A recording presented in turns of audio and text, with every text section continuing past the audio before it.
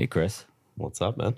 So it only took 300 episodes for you to sit here on this side of the couch. I finally got an invite. We had to do it in person. We had to do it in person, and it's been a while. It's been since May since I saw you, and Yeah, I see you grew your hair out as well. I did. Yes, it's long hair season right now. We're going into the winter time. You didn't comment on the facial hair. No, I didn't, but it's very sharp. You just got cleaned up. I saw you repost your barber. Yeah. No, he actually didn't do it, and it's going to be upsetting him that I was getting my son. Oh, you cheated. I didn't cheat. I only got head. So he actually, I took Oliver, my little guy, to get his hair cut. Great. And they gave him a great fade. And I noticed it is an old school barbershop where I take him. Yeah. Called Miami and Indianapolis. Shout out for looking for sponsors. Shout out. And these guys are like this Dominican squad, and they all have these perfect fucking that's fades. where you gotta go. And I'm watching him do this guy. I'm watching him. The guy goes back in the chair goes all the way back up, and he's just trimming them up. And I'm just like, hey, when you're done, you think give me? He's like, I got you, man. So he cleaned it up. But everybody, for those of you who don't know, the podcast is not. It wouldn't be what it is without this guy over here, Chris Mueller, who's been with me for probably at least half of the 300 episodes. So going back probably 2.5, 3 years. Yeah, it was like towards the end of 2020 because that's when I left my last like full-time actual through job. Loeb, right? Yeah. Shout out Loeb. Shout out the Loeb NYC crew. And first and foremost, I just want to thank you for you have helped elevate this show in many ways from a content perspective, the research. What people don't see is the amount of work that goes into the show. Chris gets me a good 70, 73, 74%. I'm trying to be accurate of the way there. Tons of upfront research, and what I love most is that you're like a human AI because you've learned my voice and tone, and you've crafted the questions in a flow in a way that really works well with my style and how I like to ask it. And we've just gotten into a great rhythm, and it's been a fun journey, man. Dude, it's been a great couple of years, and obviously you got to have a good foundation to build from. So it's been great working with you, and also the first that was my first foray into production in general. So you gave me my start, man. Can never forget that. Well, I had to be somebody's first, right? Yeah. That had to be in this case. So you've been along for the ride. You've been there and seen it all. And you've been on live shoots with me. We've been on episode 250 with Peter Tunney. Yeah. You've traveled with me to VCon this past year, and it's fun. We're a team, man, and we've been through some fun stuff and crazy stuff. Sir. What's one of your favorite live memories from working with me? From the two times you've been live? For on show, or can we talk about like the whole experience of it, like just hanging out and stuff? Because I mean, we were just talking about the Schultz thing. That was awesome. So for everyone, Andrew Schultz announced that he's headlining Madison Square Garden. Dream come true. I mean, I got the tingles when I saw that Instagram reel with his dad. That was crazy. I was like, and I felt it, right? Because I love Schultz, and you love him too. And tell everyone about the experience at VCon. So first of all, bring it full circle. Yeah, like please. he was really the person that got me into podcasting in general. First podcast I saw was back in like 2013. Brilliant Idiots, him and Charlemagne the God. I started seeing clips on YouTube, and I was like, what is this? And just kind of got immersed into the world. So bring it literally 10 years later. We're at VCon, Indianapolis. He does a show at VCon, which is awesome. We go see that. It's crazy. He's taking crazy swings at that show. He was going at Gary too. Wait, just pause that for a second. The joke that stood out to me, and I'm gonna butcher this one. Yeah. He goes, I don't. What was it? It was the 9/11 joke. It was like jets crashing. Oh my God. It was bad. The worst thing to happen with jets since like 9/11. Oh, he goes, Gary V. Here, I got it. Let's see. This is Andrew Schultz. You know what it would be like if Gary V owned the Jets? It would be the worst thing to happen since 9/11 with jets crashing. Yeah, exactly. Yeah, he was going at give or take some creative liberties on that joke. Yeah, exactly. And then afterwards, we ended up at I don't even know what after party it was, and we're walking. It was in, the after, and he's standing there like holding the door. Well, he held the door for us. Yeah, it was crazy. I was like, oh. Andrew's, and I don't usually get I work with like talent and stuff all the time, so I don't really care. But that was crazy. Like somebody you've been a fan for that long got you into what you do for a career. He was just right there. I was just like. You were a little starstruck. I was big. And we get in the elevator, and I'm standing next to him in the elevator, And this was cool. There was some dude in the elevator just, I'm sure comedians get this all the time when they're in public. When some dude tries to be funny in front of them, it's like, it's it's gotta like, be the worst. don't. It's like, don't do it. And we're in this elevator, and we're like, oh fuck, this dude's doing it. And I'm sitting next to Schultz, and we're both like looking over at the guy. And midway through, while the guy's being funny, Andrew turns to me and goes, "Hey, I'm Andrew Schultz. Nice to meet you." There you go. And I'm like, yeah, I know who you are. Like, yeah, like, you know what I mean? Yeah. I was like, hey, dude, what about at VCon when we were ready to do the Gary V thing and the stress of that when the day one misfire and we got all down there, we rushed down and remember they're like, wait for it. And then it got bounced to the next day.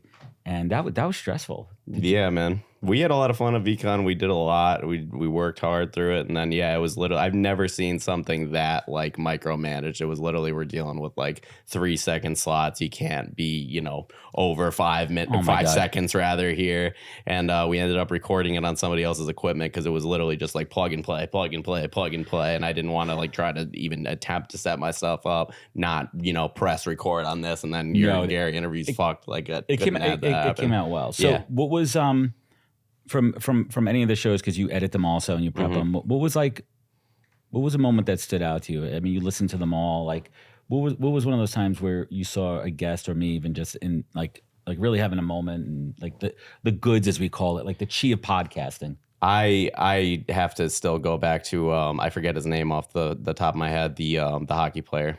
That Dave Scatchard, dude. It maybe has something to do with like that took me, something happened with the audio on Riverside or whatever. It took me like 4 hours or 6 hours to revive it. But we put that into like a 2-parter, and his story is just completely insane, and just like the perspective that he took from it, like literally being at the top of your profession or whatever, and then just losing pretty much everything, your ability to like think, your ability to just be a human being basically, and what he took from that and kind of just turning that into a positive thing. It's something I've thought back to in my life when things are hard. It's a fucked up story. And just to go back, by the way, that is the #1 most downloaded episode. Yeah, it's good. Part two for some reason. Yeah. Because people probably listen and like, oh, let's go back to part 2. Yep. Part 2 is where it is. It was interesting. So one of the pieces that I talk about with Dave Scatchard in that show is he's growing up in, bumblefuck Canada. And that's these kids could skate before they could walk. They could skate before they could walk. Mm-hmm. And fighting's a part of hockey. It self-polices itself. It's part of it. And he never wanted to be a fighter. And he felt like he was thrown into it. And he talked about that and the stresses that come with that. He didn't want to do that. She didn't get the memo, did she? I guess not. So we go back to Dave Scatchard, and it was just such an insane episode of his journey, and he got super emotional. I got super emotional, and that really was a special show for me. And then I had the opportunity earlier this year, to interview Chris Pronger, NHL Hall of Fame defenseman. I think he's got the second or third most points. Badass. He has to fact check me. And I said to him, I'm like, Chris, I had Scatchard on the show. I was like, Scatchard's a good dude. I know his story. And growing up in Canada too, you're both from the boonies up there. Yep. Did you ever feel like oh man, I got to fight? This isn't what I want to do. And without even skipping, he's like, no, I've been kicking ass since I was a little kid. It's evident, dude. You can see the picture of him with Bieber just pressing him up against the wall. There's nobody. That's complete elation in that guy's face. So let's talk about that moment for a second, because I had to ask him that, and he got so excited when I started talking about the Bieber. He goes, man, like he was just skating around. He was cocky, and he just turned his back, and he was blind, and I had to show him who's boss. And he's like, for the outside, it looks like I hit him hard, but I really did. Yeah. And he just goes, I gave him a little face massage against the glass. He's like, you're in my world now, bitch. Yeah, exactly. Anytime you have the opportunity to smash Justin Bieber against the board, it's like you have to take. You got to do it. Peter Tunney, episode 250. Yep. Tunney money, baby. That was an interesting one. Yeah, it was. He's an interesting guy. I actually have friends and stuff that are like kind of in that Basel scene too that know him, and I've sent them the episode. They loved it. Yeah, it's so funny about Peter Tunney. I love the dude. He's so accessible, and he's so interesting, and he's so out there, but he's also he's incredibly generous, and his whole tagline is he's a dealer of hope. Yep. And that's what it really was. I mean, if you look back at someone's life, and I've interviewed some people with some insane, crazy lives, like Peter Tunney has lived there, done it. And I mean, this dude lived in Twilight, Limelight, whatever, for like a couple of years doing all the drugs. Yeah. He did all the drugs, and then he crashed and sobered up, and he was a Wall Street broker, and then, into art. And I'm like, God, this guy has really turned it around. And I think that's a part of the show that I love. I love pulling out the journey and getting to the bottom and lifting it back up. And it's been a fun ride. I mean, I wouldn't lie to you. There's been moments of like, I kind of, not that I would quit because I love it too much, but there's burnout. There's podcast burnout. It's an exhausting field. Like, it's not just talking and stuff. You're managing like a whole team and stuff. You're dealing with personalities, which is always, a crazy thing. And yeah, sometimes you just overload. Like, you've changed your approach in terms of how often you record too. You don't want to like burn out. You want to give people your full energy. So that's kind of your currency when you're speaking to people. It is. And I talk to other podcasters about this too. And they're like, oh my God, Adam, 5 years, 300 episodes. They think that like I record one a week. No.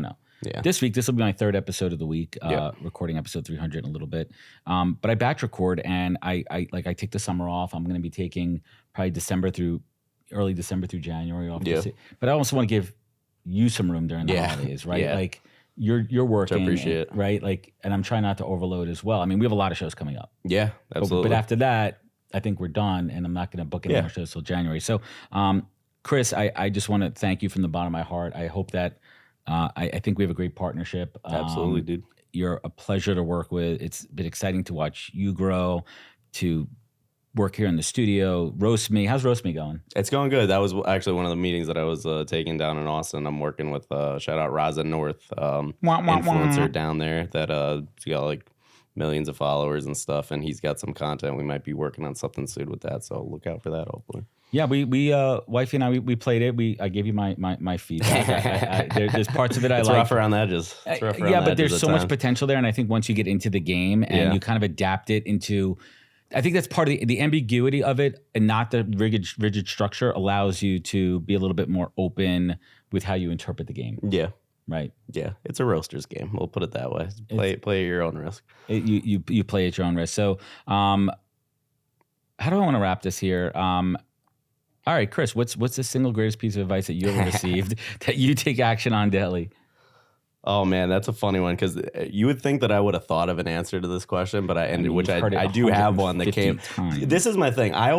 When I first started doing the show, that question was already in rotation, and I was like, this just seems like something that's so front loaded, like it would be difficult to answer. And then I almost made the suggestion to you, like, I don't know if you should keep asking this because I feel like it's hard to.